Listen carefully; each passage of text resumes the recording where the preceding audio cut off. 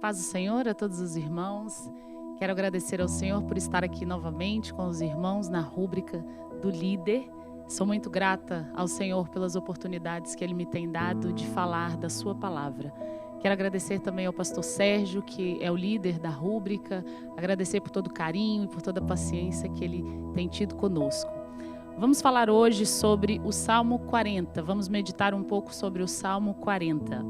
Vamos ler o texto segundo a versão Almeida Corrigida Fiel, que diz assim: Esperei com paciência no Senhor, e Ele se inclinou para mim e ouviu o meu clamor. Tirou-me de um lago horrível, de um charco de lodo, pôs os meus pés sobre uma rocha, firmou os meus passos, e pôs um novo cântico na minha boca, um hino ao nosso Deus. Muitos o verão e temerão e confiarão no Senhor. Bem-aventurado o homem que põe no Senhor a sua confiança e que não respeita os soberbos, nem os que se desviam para a mentira. Muitas são, Senhor meu Deus, as maravilhas que tens operado para conosco, e os teus pensamentos não se podem contar diante de ti. Se eu os quiser anunciar e deles falar, são mais do que se podem contar. Sacrifício e oferta não quiseste, os meus ouvidos abriste. Holocausto e expiação pelo pecado não reclamaste. Então disse: Eis aqui venho, no rolo do livro de mim está escrito: Deleito-me em fazer a tua vontade, ó Deus meu. Sim, a tua lei está dentro do meu coração. Preguei a justiça na grande congregação. Eis que não retive os meus lábios, Senhor, tu o sabes. Não escondi a tua justiça dentro do meu coração. Apregoei a tua fidelidade e a tua salvação. Não escondi da grande congregação a tua benignidade e a tua verdade. Não retires de mim, Senhor, as tuas misericórdias. Guardem-me continuamente a tua benignidade e a tua verdade. Porque males sem número me têm rodeado. As minhas iniquidades me prenderam, de modo que não posso olhar para cima. São mais numerosas do que os cabelos da minha cabeça. Assim desfalece o meu coração. Digna-te, Senhor, livra-me. Senhor, apressa-te em meu auxílio. Sejam a uma confundidos e envergonhados os que buscam a minha vida para destruí-la. Tornem atrás e confundam-se os que me querem mal. Desolados sejam em pago da sua afronta os que me dizem: Ah! Folguem e alegre-se em ti os que te buscam. Digam constantemente os que amam a tua salvação: Magnificado seja o Senhor. Mas eu sou pobre e necessitado. Contudo, o Senhor cuida de mim. Tu és o meu auxílio e o meu libertador. Não te detenhas, ó meu Deus. No verso 1, vemos aqui que Davi vai dizer: Esperei com paciência no Senhor. As palavras de Davi fazem referência a algo que provavelmente estava acontecendo em sua vida. Alguma situação em que Davi necessitava apenas de esperar no Senhor. Algo que não estava ao seu alcance como ser humano. Talvez um momento de grande aflição, em que o mesmo se encontrava em dificuldade e não tinha capacidade para resolver suas questões. Sabemos que esperar não é algo que nos deixe propriamente contentes, não é mesmo? Nunca vimos ou ouvimos alguém dizer: como é bom esperar, que maravilha, que prazeroso estar aqui à espera mais de 1 hora. Não, esperar é difícil, é angustiante, estressante. Mas Davi esperou pacientemente no Senhor, ou seja, sem reclamar, sem pensar que Deus estava demorando a vir em seu auxílio, sem alimentar pensamentos duvidosos.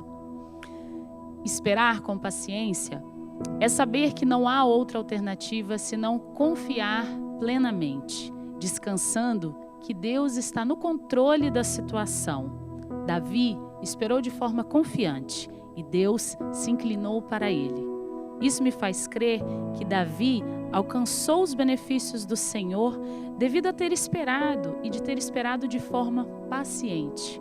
Por isso, Deus se inclinou para ele, ouvindo o seu clamor, como resposta à sua tranquilidade e serenidade. No verso 2, o salmista relata aquilo que Deus fez em sua vida.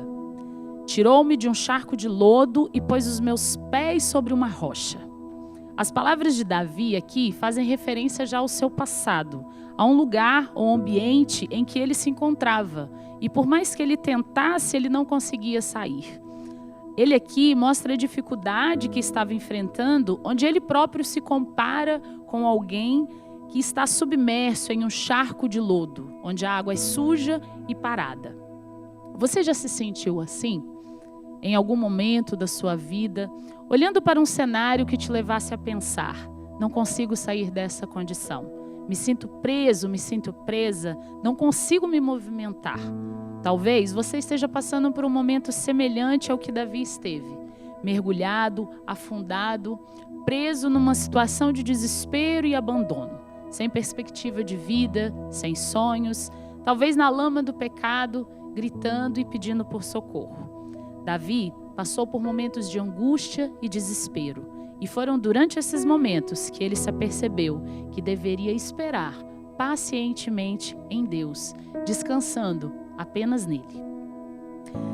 Deus não apenas lhe tirou desta condição em que ele se encontrava, como o colocou em outra mais elevada, firmando os seus pés sobre uma rocha. Enquanto Davi estava mergulhado em um charco de lodo, ele provavelmente sentia os seus pés a afundarem constantemente, a serem vacilantes. Seu caminho não era firme e constante. Penso eu que Deus, por outras palavras, estava dizendo a Davi: agora eu te tiro dessa lama, porém te colocarei sobre um lugar seguro. Davi, enquanto tinha os pés sobre a lama, era sustentado por ela, porém de forma suja, inconstante, instável, incerta e precária, pois na lama só existe uma certeza: vamos afundar. Davi tinha uma referência, uma direção a seguir se permanecesse ali, pois era ali que estavam firmados os seus pés, e provavelmente seguiria caminhando sobre a lama.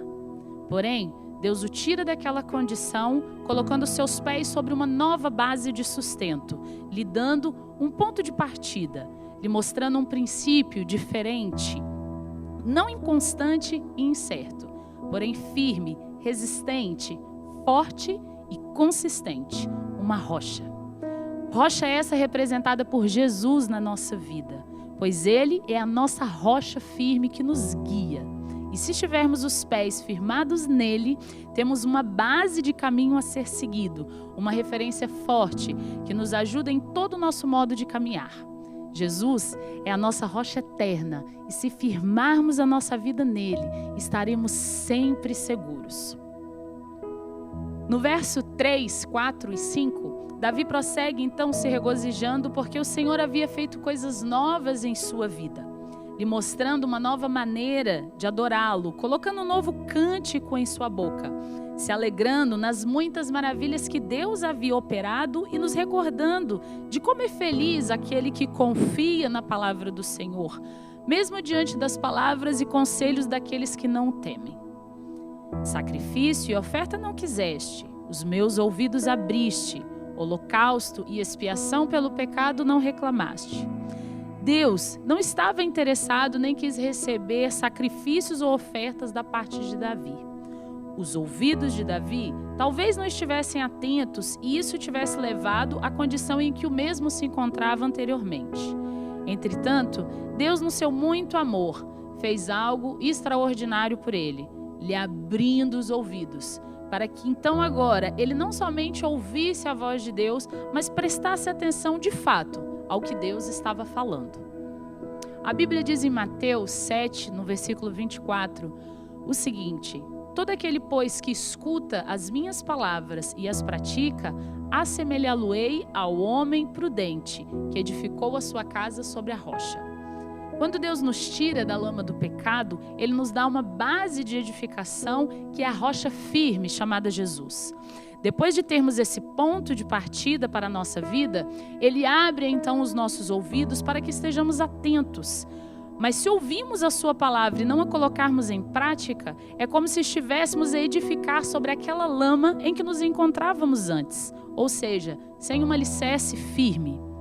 Deus Depois de colocar nossos pés sobre a rocha que é Jesus, Ele abre nosso entendimento para ouvirmos e para pormos em prática os seus ensinamentos, para que assim tenhamos uma vida edificada sobre aquele fundamento onde foram postos os nossos pés anteriormente. Versículos 7 e 8 diz assim: Eis aqui venho, deleito-me em fazer a vontade do Senhor.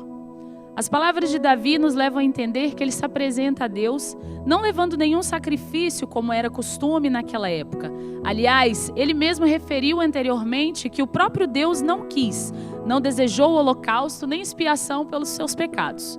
Davi se deleitava e se agradava em fazer a vontade de Deus, e sua atitude verdadeira estava em oferecer-se a si mesmo como um sacrifício santo e agradável a Deus. A expiação pelo nosso pecado já foi feita através da morte de Jesus Cristo na cruz do Calvário. Deus deseja apenas que agora nós venhamos a nos apresentar diante dele e oferecer a nossa vida como sacrifício, morrer para nós mesmos e viver por amor a ele e ao que ele fez por nós. Versos 9, 10 e 11, Davi prossegue dizendo: Preguei a justiça e não escondi a tua verdade. Não retires de mim as tuas misericórdias. Você se sente orgulhoso ao falar sobre Jesus a alguém? Davi se sentia orgulhoso em poder falar da justiça e da verdade da salvação. Ele clamava para que Deus não retirasse dele a sua compaixão e o seu perdão. Nos versos 12, 13, 14 e 15, ele diz: Males me rodeiam, livra-me, Senhor. Sejam envergonhados os que me querem mal. Davi pede que o Senhor o livre de todas as pessoas más que estavam à sua volta, o rodeando. Ele busca em Deus um escudo para se defender de todos os inimigos e para que todos vejam que ele está protegido, pois Deus está com ele e nada o abalará. Alegre-se os que buscam ao Senhor. Eu sou necessitado, mas o Senhor cuida de mim. Davi incentivava todos aqueles que buscam ao Senhor a glorificá-lo, a exaltá-lo, mesmo enfrentando dificuldades e reconhecendo a necessidade de Deus em sua vida. Devemos, porém, sermos sempre gratos pelo fato de Deus cuidar de nós. Devemos reconhecer, tal como Davi, que Deus é o nosso auxílio e libertador. Deus tirou Davi da lama, colocou-o sobre uma rocha, pôs um novo cântico e abriu-lhe o entendimento. Ele se apresentou como sacrifício e seguiu pregando a justiça do Senhor. Deus nos tirou da lama do pecado, firmando os nossos pés sobre uma rocha firme, que é Jesus, para que, tendo os nossos ouvidos atentos, sendo praticantes da sua palavra, possamos ter prazer em fazer a sua vontade, apregoando assim a sua justiça e a sua verdade, incentivando a outros e acreditando que mesmo em meio às dificuldades, Ele é o nosso auxílio. Que Deus abençoe a sua vida, em nome de Jesus.